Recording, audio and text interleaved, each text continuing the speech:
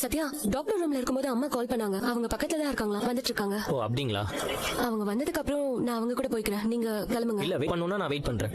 இல்ல சத்யா, நான் அப்படியே வீட்டுக்கு போலான்னு பாக்குறேன். நீங்க ஆபீஸ் போங்க. சரிங்க, பாத்துக்கோங்க.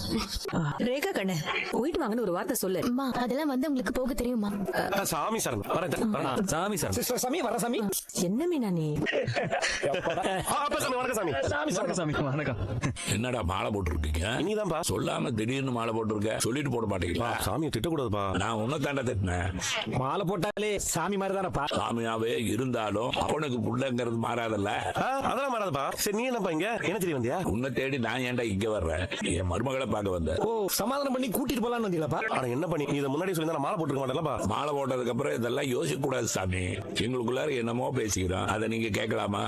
நாங்க பூஜை கூப்பிடலான்னு வந்தோம்பா. வேலை முடிஞ்சதா? சிறப்பா முடிஞ்சதுப்பா. அப்ப போங்க. சாமாங்கிறது சரியா தான் இருக்கு. இப்படி பயந்து வாழறதுக்கு உண்மையை சொல்லி ஒரு நாள் வாழ்ந்தா கூட நிம்மதியான வாழ்க்கை வாழலாம்.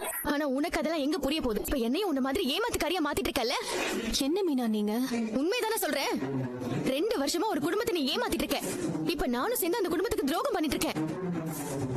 என் அம்மாவையும் தங்கச்சியும் நான் ஏமாத்திட்டு தான் இருக்கேன். அவங்க கேக்குற கேள்விக்கெல்லாம் என்னால பதிலே சொல்ல முடியல. அப்போ உங்க அம்மா கிட்ட நீங்க எதுவும் சொல்லல? கோவப்படாதீங்க மீனா.